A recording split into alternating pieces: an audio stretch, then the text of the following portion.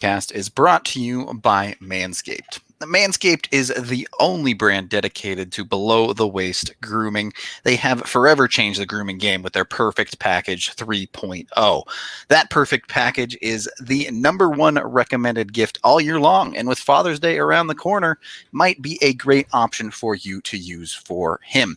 It comes with the Essential Lawnmower 3.0, a water-resistant cordless body trimmer, and a ton of liquid formations, including anti-chafe deodorant and toner, to do everything you need in your manscaping routine. Has the best ingredients to treat you to the best experience that there is, and it takes care of everything at a great price. You can head on over to manscaped.com and use code DNVR20 to get 20% off and free shipping when you order, and everything will come in an amazing carrying case as well. Welcome in to the DNVR Avalanche Podcast, presented by Davidson's Beer, Wine, and Spirits, my go-to shop for Breckenridge Brewery and any other alcohol I might need. I'm Rudo. Joining me, as always, is AJ Haefele for another episode. And on today's show, we talked about the breakouts, and we wanted to get into a bit of a different conversation, although we will hit on at least one of the same players. The Avs are going to have a lot of work to do in a short amount of time when it comes to whatever this offseason may look like. And there are hierarchies to everything. So we wanted to look at what are the most important contracts that the Avs need to get done this offseason, or really extending that conversation to over the next 2 years, to be honest. Really just which are the most important contract negotiations for them to have. Yep. So Should we start with the big gun, or should we start on the small side here? Let's start with the guy we talked about yesterday. All right. Andre Burkowski. We've had the conversation before. I'm on the record saying give him $6.5 million. Granted, as we are starting to learn more about the cap situation, that seems less and less likely to be a realistic price on the high side. Given that it sounds like the next couple of years the cap is likely going to stay flat, and with Seattle coming in, you never know. But when you're paying for this player, which is going to be an Andre Burkowski that has never had a 50-point season in his career, $6.5 million is just too much, first of all. And secondly, why is he so important? So when Colorado was in last offseason, when Colorado was looking to evolve beyond the moniker of a one-line team. Yep. How do you do that? What's the goal? I mean, you have you're GM, Rudo, if you're the GM, what's your goal? What are you trying to get? How do you do that? Like, what are you trying to do? Who are you trying to go get to be more than that? Top 6 players. Okay, well, what are top 6 players? Like, what in your eyes? I'm not trying to like. Let's say 50-point players. Okay, 50-point players. And for me, I'm starting at 20 goal scorers. Okay, I want guys who put the puck in the net. Definitely fair. And what they did is Colorado did is they went out and got Nazem Kadri, a guy with plenty of 20 goal seasons on his record, but even a couple of 30 goal seasons. Yep. And then paid a premium for him, and then had an upside play in Andre Burkowski, who became a 20-goal scorer and would have been a 50-point player in a full season. In which they said, we believe this guy with an increased role could give us those 20 goals. Yep. They went from a one-line team to a team that had five 20-goal scorers. Correct. And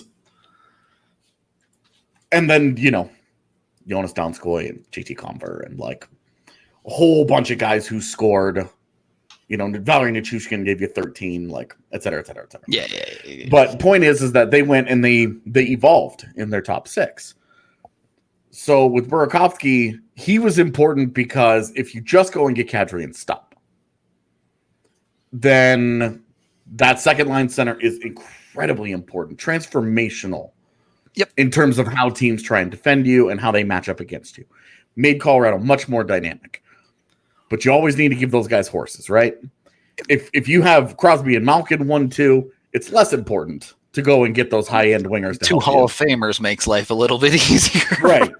Kadri, a very, very good 2C. Look, Kadri, even without horses, I have faith that Kadri can get the job done as a 2C, but you're not going to be getting consistency out of that second line, right? You're still looking. Right. Teams are going to look at that and go, look, all right, we stopped the insane top line and we'll take our chances that Kadri doesn't have it tonight. Burkowski makes life easier. Exactly. It adds more of a consistent threat to the second line. Teams have to take the second line seriously against the Avs now every single night, because it's not, okay, well, we'll just deal with Kadri. It's, they have multiple 20-goal scorers on this line. Right. So that's where we are with Burkowski's importance. He's important. Yep. How important? I refer to him, and when I think about Burkowski, I say he's kind of the offense's fifth banana when it comes at forward. I would say that's accurate. And so that's where, when you talk about paying a guy $6.5 million for one breakout season, that's where I'm iffy. Yeah. But before we get into like the money, we need to talk about the cap. Yeah, that's because salary cap, the expectation is that it will stay flat this year. If everything goes well and they're able to do it, players are going to have a big old escrow chunk taken out. Yep. Even bigger than normal, and $81.5 million is the expected number for next season. Plan for 2 seasons. Just to be safe, plan for the 81.5 number to stay in place for the next 2 years. If it ends up going up, awesome. Like more money helps. To play with in free agency after. That helps, right? Yeah. But plan for it to stay flat for 2 seasons. Yep, agreed. If that happens, do you consider a short-term contract with Burkowski? I do not. Why? The Avs just spent far too many years in a row not able to fill out that forward depth, not able to get those extra pieces. And Burkowski is the type of player at age 25 that you can lock up long-term as a longish term, 4 years, 5 years, whatever, as a piece of your top 6, and rely on him to be a consistent top 6 player for you. And okay. 5 years, 4 or 5 years. We'll just assume 4 or 5 years is like what we're talking about long term. If it gets into 7, 8, I think you and I would both be like, yeah, that you're asking for trouble there. But for me, any contracts 6 years or more need to be foundational players, not complementary players. One, foundational players. 2, like 23 years and younger. We'll get there. Sure. Because we're about to have this conversation again. I know. So we'll get there. But with Burkowski, I'm saying, if you go short term, what does it cost you? In price? Let's talk about what do you think the realistic difference would be for price? Because if you give him a 2-year deal right now, and when I say short term, I'm not talking 1 year. I'm not playing with that. I'm not trying to mess with that. He's gonna want to get to free agency on this deal. So I'm saying a 2-year deal here. Sure. Let's say 2 years. He's making 3.25 this year. Given the year that he's had, but also given his track record is just the 1 year. Let's say it comes in at $4.5 million. That's the number I was thinking. I said the Avs probably start that at 4, but 4.5 is probably realistic, I would say, given the 45 points. Okay, well, we both came up to the same number then. So let's just use that for spitballing purposes here. Fine starting off point, yeah. So a 2-year deal at $4.5 million. He next 2 years. look very similar to this last one. He gives you 20 to 25 goals, and let's say in the range of 45 to 55 points. Sure. Somewhere in there, and you're feeling good. You know who he is. He's comfortable. At that point, he's 25 right now. 2 years from now, the salary cap goes up. We don't know how much, but we'll just assume, hey, the Seattle expansion, Infuse money, whatever. It'll go up. It'll go up some amount. Yeah. With the possibility that the Seattle expansion really takes a year to kick in, plus a new TV deal that in 2 to 4 years, it could go up. If ESPN gets back in and things like that. Yeah, like it could go up. We could see a $10 million jump across a 4-year period. Right. But let's assume for these first 2 years, it's 81.5. You give him $4.5 million. He gives you 20 to 25 goals and 45 to 55 points. What do you give him as a contract then? He's 27 years old. He's facing free agency. He's likely to get a minimum of a 5-year deal on the open market. How much? I think you're probably looking at 6. Okay. So you say $6 million. Yep. So what's the problem? With what? The 2-year deal. You can get him for cheaper. I don't think there's a huge problem other than it brings him to free agency. And he can go wherever he wants. That's true. But if he likes it here and he's successful here and they're willing to increase his salary to where he wants come free agency, then he just resigns. Why take the risk when you could go longer term and even save a little money on the side? Well, what is your system strength right now?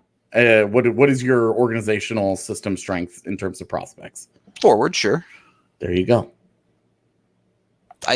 So what I'm saying is you get you do a 2-year deal. I'm laying the groundwork in case this happens. Okay. You and I have both had the conversation and have agreed that giving him a 4 to 5 year deal for $5.5 million, you and I would both prefer that. Yeah.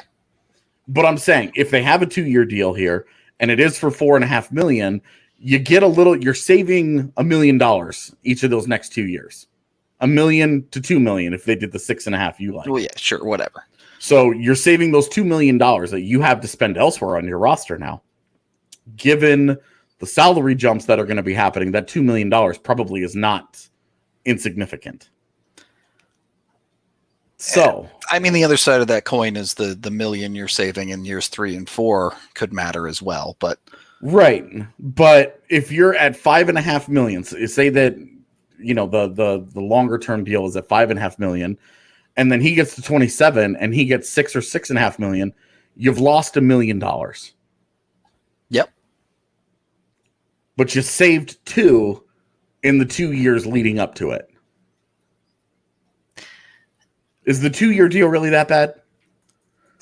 Again, I think from a cap perspective, no. The 2-year deal is mostly fine. It's obviously bad if he goes 2 years and then he decides to go play in Dallas. I'm going to go play for Winnipeg, and you're feeling really bad about it. But look, if he decides he wants to go play for Winnipeg, you reap what you sow, buddy. Well, if he's playing in Winnipeg, they probably paid him like $8 million. So, like I said, you reap what you sow, buddy.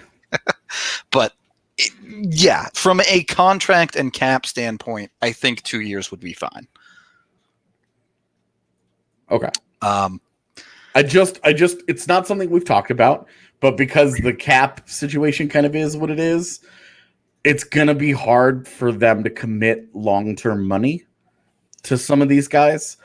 And the next 2 guys that we're going to talk about is why. Well, yeah, I think they're both getting long-term money, probably. But I think they're both getting long-term money as well, but because the cap is staying flat, I think that they may have to hold off on longer-term deals for other guys because they may not know what those numbers are right away.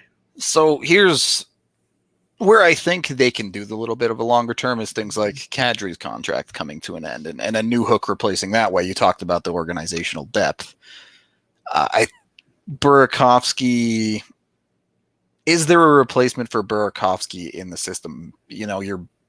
That's a probably you're long shot betting on a Ranta or a Bocage there maybe, but Rant is probably a better fit. Yeah. and you're stretching a little bit. Let's be honest. If you think that that's a 1-to-1 replacement, you're projecting a big jump in either of those. Yeah. Whereas Newhook is coming. Shane Bowers as a third line player coming. Martin Kaut is basically here, but those don't replace what Burkowski brought this season. Sure, but okay, sure. My thing with Burkowski is if you can't get these other two guys done. Look, there's an order that things should be done in, right? Burkowski is third on this list for a reason. Right.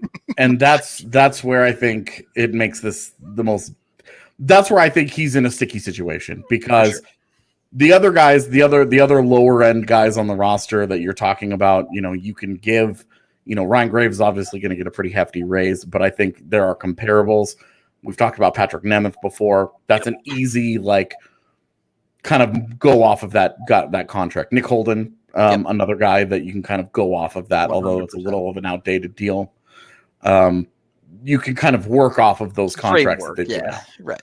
As framework for comparables, there's something there, and the money isn't going to be significant enough that you're fretting too much over what happens at the top.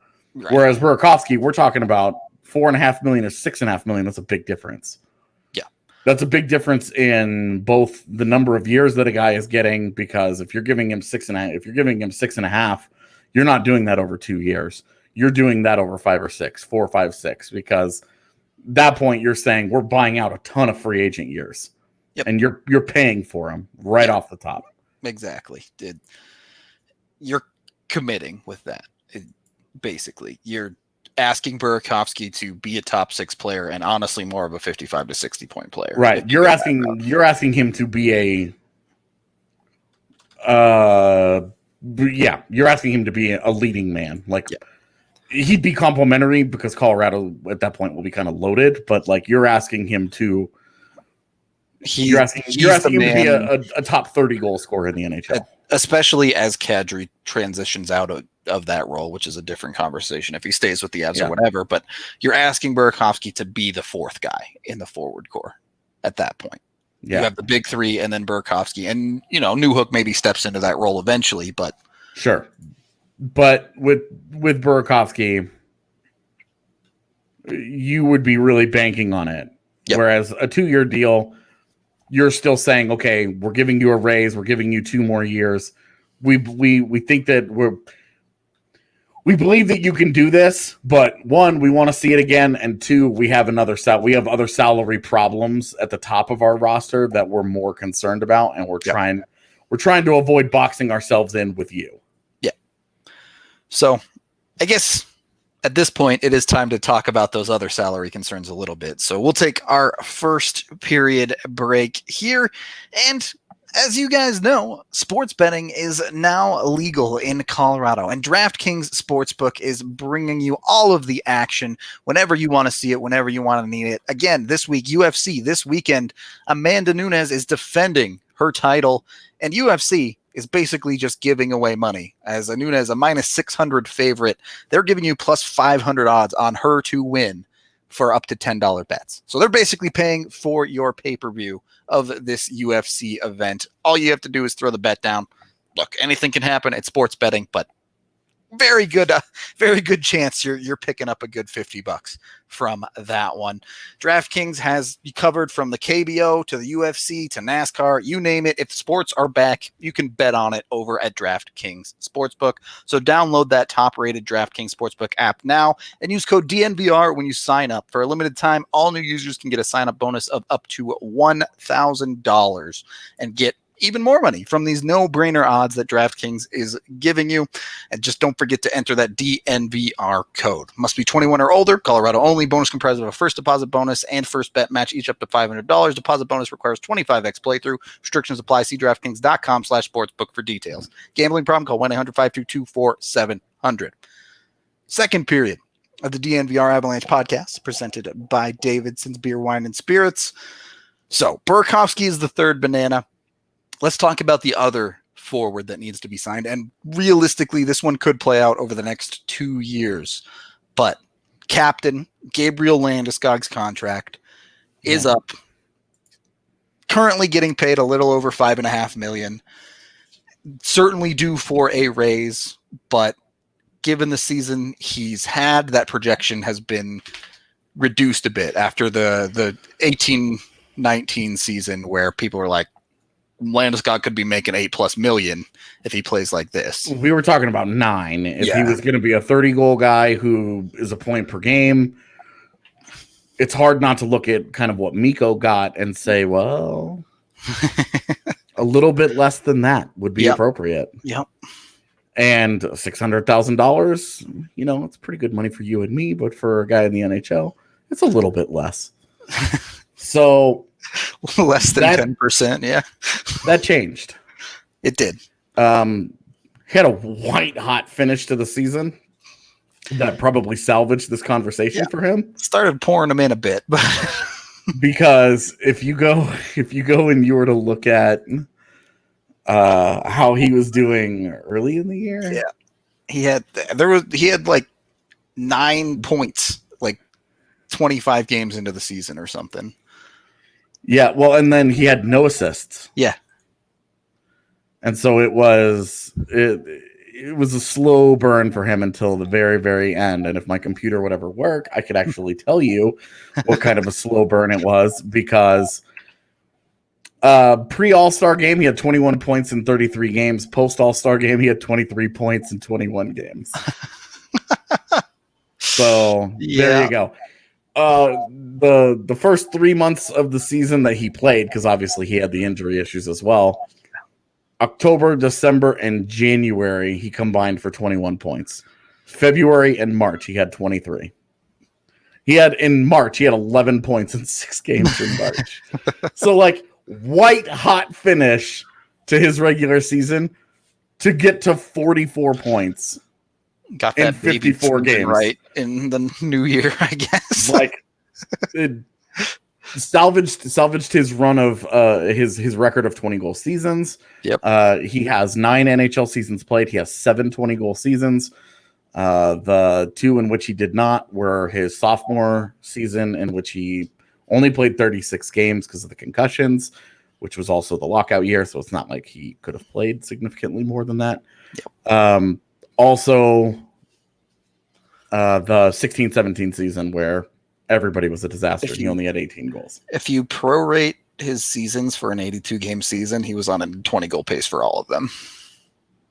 Yeah. So. Pretty impressive, and it's impressive that he finished where he did this year, even with those 44 points in 54 games. But if you're putting that across an entire NHL season, you're talking about it's much more in line with what he has done in his career at 66 points, which is, would be the second highest of his career, but not an exorbitantly so, as he's had a 59-point season, a 65. A guy you can reasonably expect to be 5 points either side of 60, basically. Yeah, that's a good way to put it. And 20 goals. Yep. He had the one big year last season, and that was it. And that's when we were talking about, oh boy. So we're talking Landeskog really probably in that Anders Lee conversation, which is where I've had him for a long time. Yep. Anders Lee, pretty similar, but got $7 million over 7 years with a no trade clause protection as well. Anders Lee, notable, has a 40-goal season under his belt. Yep. And that was next to John Tavares, so it doesn't count. Wow, I said his name. We're getting there. Yeah, he's getting there. I said his name without flinching. Wow. That was actual progress for me emotionally. But like similar profile of players in terms of their production and captains of the team. Yep. So Lee is a touch older, but he is. What is he? Lee is 29 right now, so he's got a couple years on it. Yep. So when you're talking about Landy, you could say, hey, he's better than Lee, he's younger than Lee, he should get more than Lee, but not significantly so. We're talking like 7.5 maybe at most. Yeah, 7. I think 7.5 would be generous. Yep. But this is again where the flat cap comes in.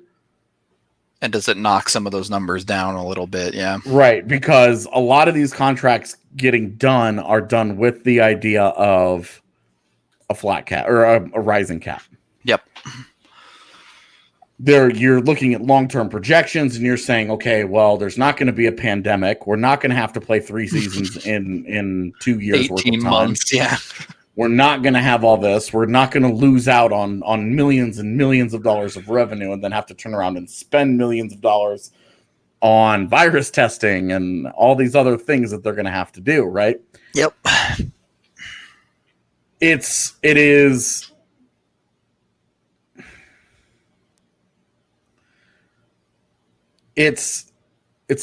an awkward situation where maybe Landeskog and the Avs, they all come together and they say, look, we'd love to get this done so that we're not spending all of next season answering the question. It's not the dark cloud hanging over the organization of will Landeskog be back as right. he goes into a walk year, a UFA year. Which, I mean, let's be honest, I don't think that's a huge concern anyway. But you never do, and then sometimes you get there. Yeah. Sometimes you get to it. Why leave the opening for another Paul Stastny? Why leave it? Right. Exactly. A great example. Honestly, a great example. Because if he hits the open market, teams are going to be someone throws out. $9 million at him, and he goes, "Well, it's $9 million." Yeah, and he's like, "Well, I like Denver, but you guys giving me $7 million or $7.5 million per year for the next 7 years. Yeah. I'm about to lose out on $9 million over the life of this contract." Yeah.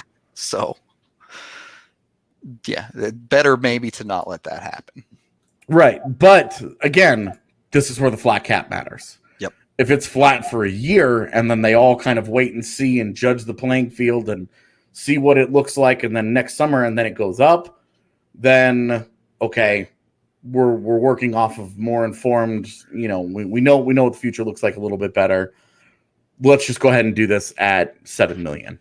Yep. Yeah.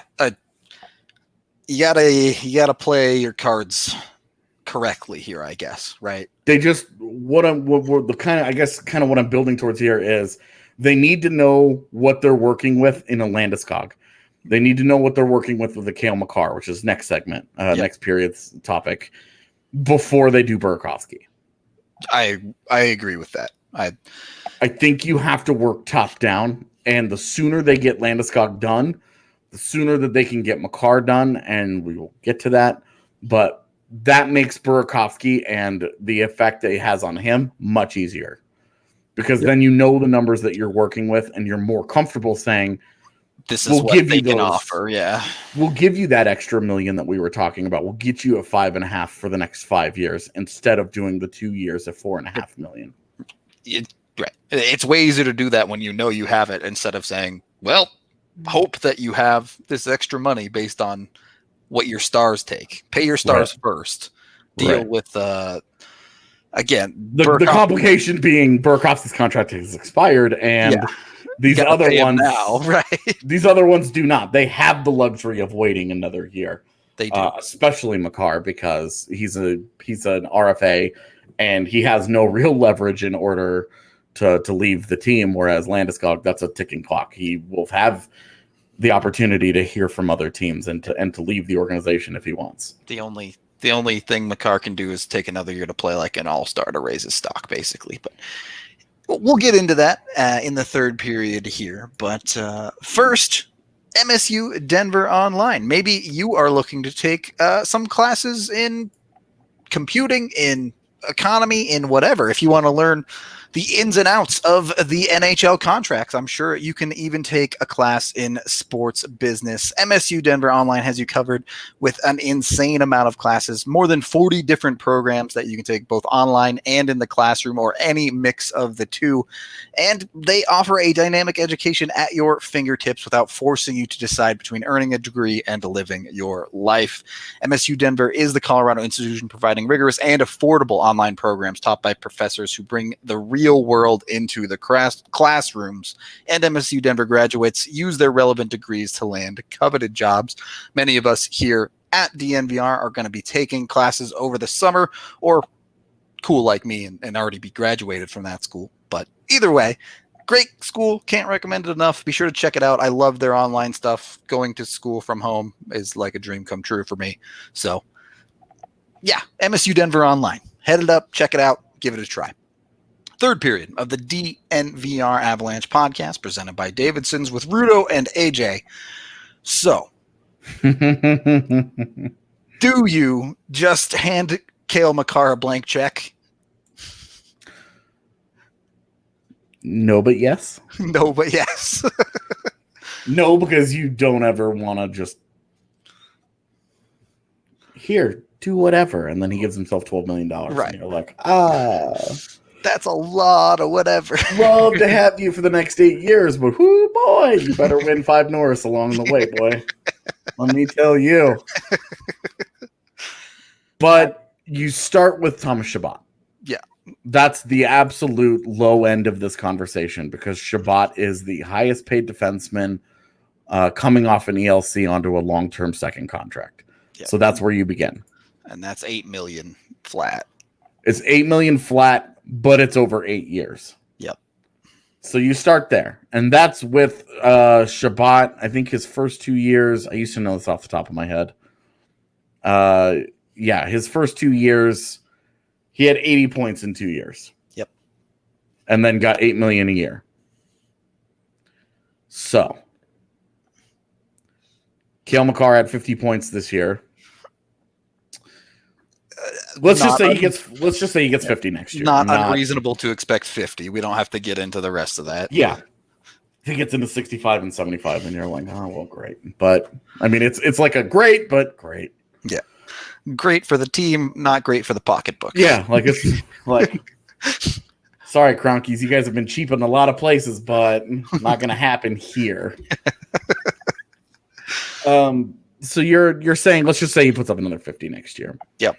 So over 2 years, he will have a 20-point advantage on Shabbat, and then of course he will also have playoff performance, which Shabbat never got. Yep. And I don't see how 9 isn't the floor, to be honest, even with the flat cap. Okay. The other contract that's going to play into this is Mikko's.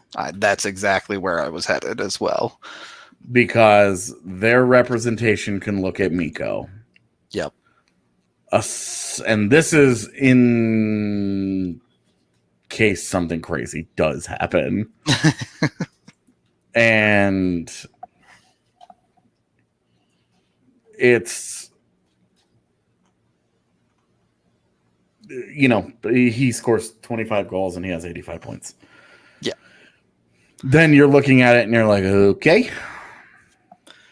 Well, he had the same sophomore year as Mikko Rantanen. Yeah. Mikko got 925. Where do you go? I mean, if you're Cale Makar and you put up Mikko numbers as a defenseman, I think you're asking for 10, right? Yeah. Maybe 11. Maybe at that point. Maybe 11. Erik Karlsson. Right. At a certain point, you are saying this is the next Erik Karlsson. If he does something crazy. Now, there are some interesting factors into this. One, you know, Makar went to school for sports management. So he kind of knows his own stuff a little bit. So that I don't think was an accident. At the same time, he has also been abnormally loyal. Very true. When Nodak and DU kind of started sniffing around, and he'd already had a long-standing commitment to UMass. Despite the coaches leaving. Yeah, and coming to a program that had 4 wins. Yep. He stuck, and not only did he do it, but he completely revitalized the program. Yeah.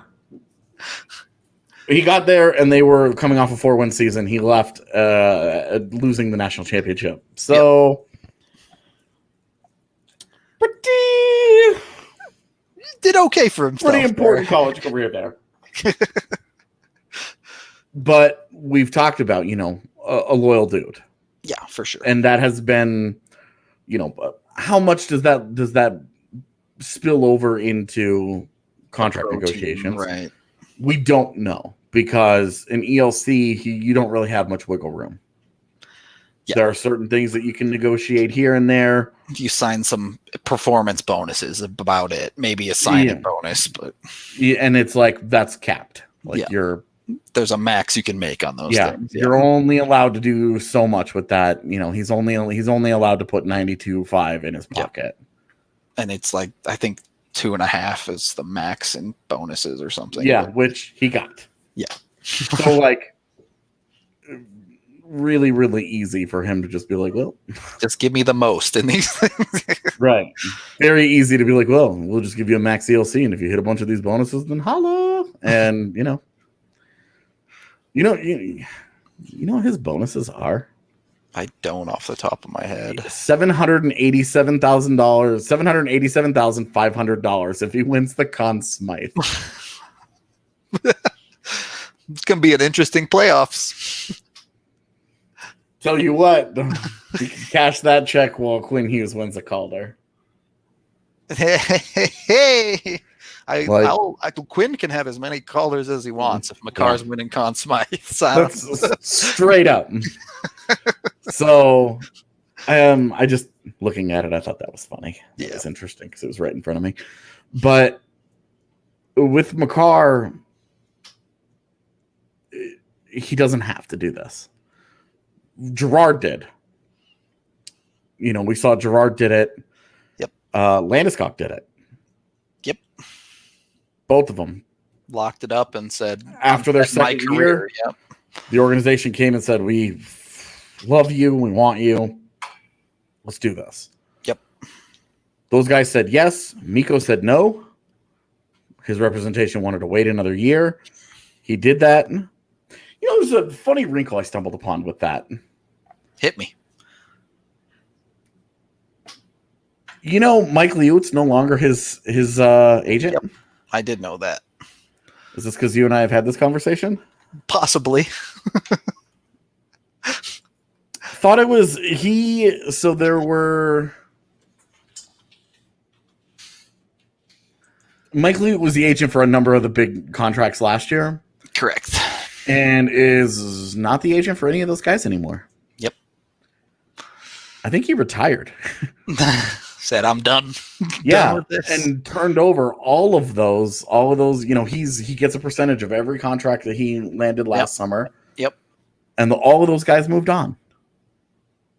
Yeah, I just thought that was an interesting wrinkle that I stumbled upon literally halfway through this year. And was curious about and double checked, followed up and was are you sure? Reached out to the current agent and was like, "Hey, are you Mikko's agent?" And, yep. I'm like, "Oh, interesting." Anyway, the more you know. Yeah.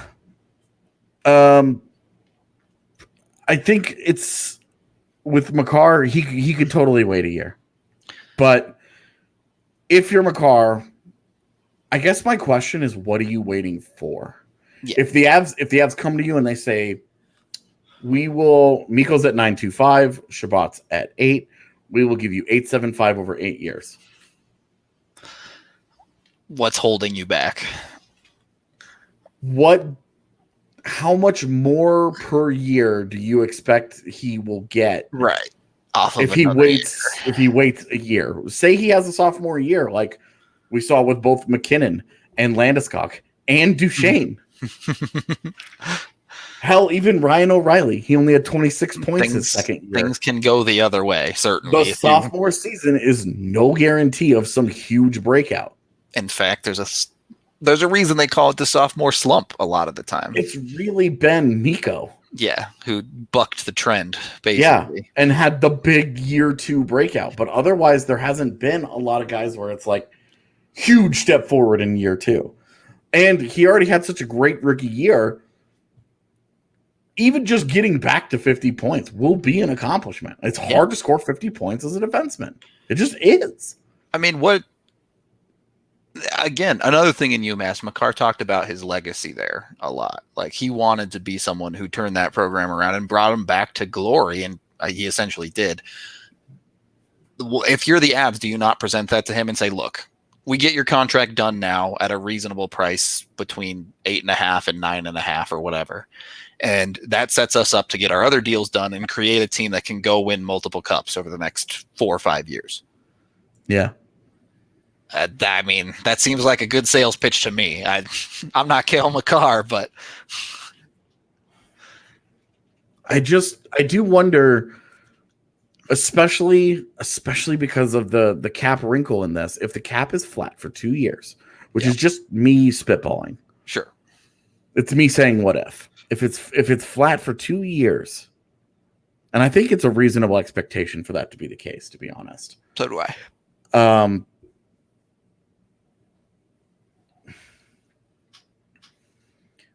I really do wonder, like, how much more does Makar and his representation believe that they could earn by waiting the extra year? Now, you get into the leverage of he can hold out, but it doesn't. I don't see how.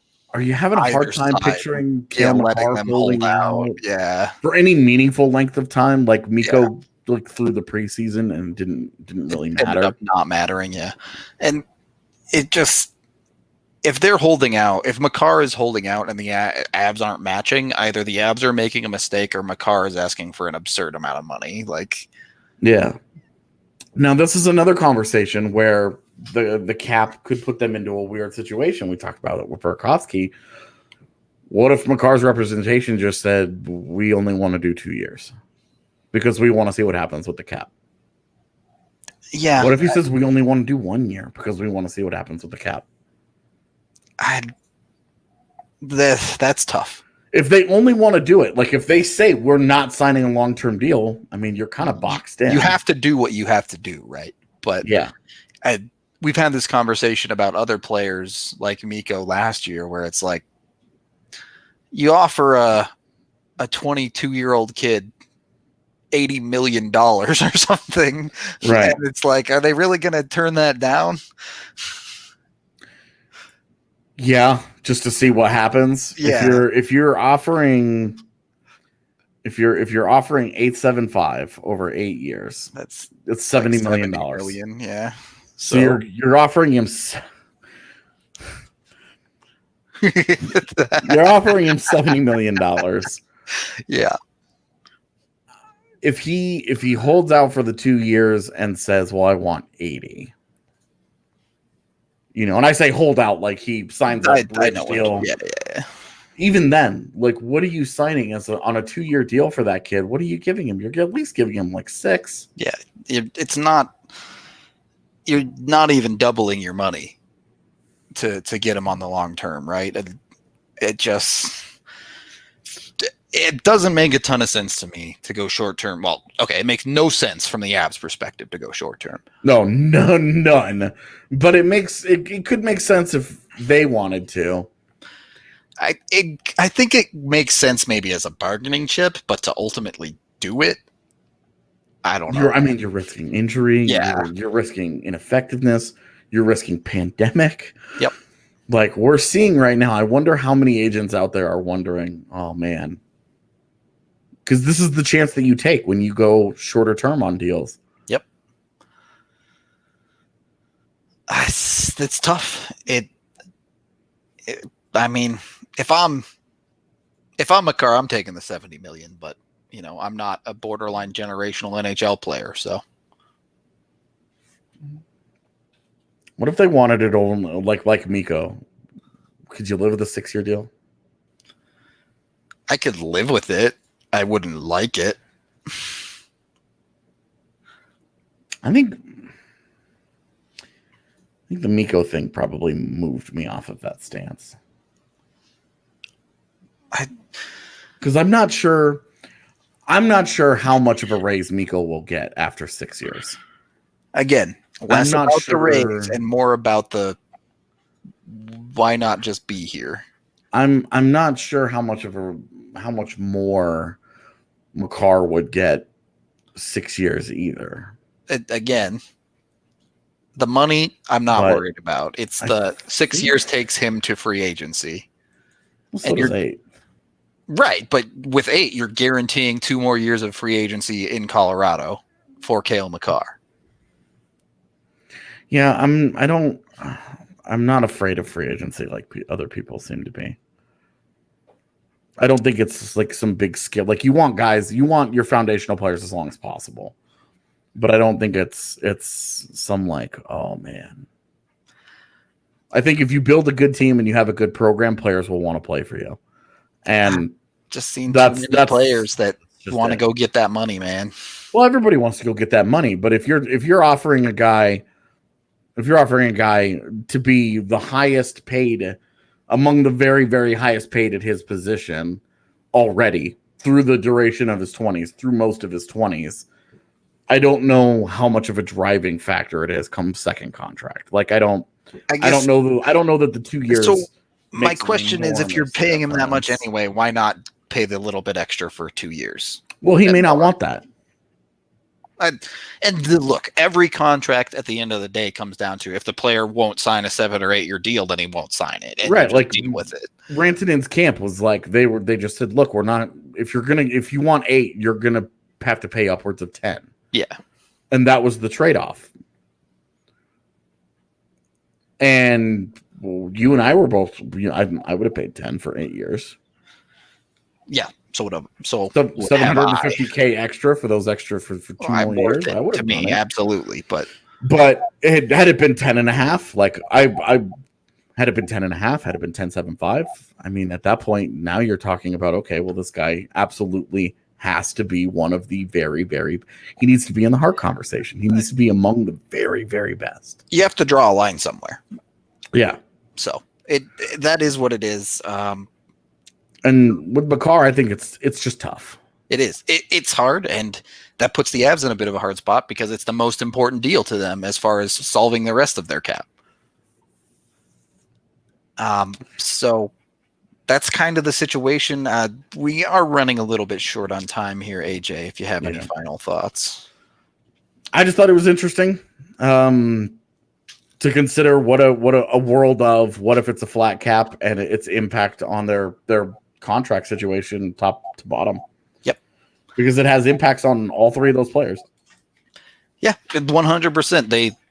What one person signs for definitely is going to affect what the others are going to have to work with.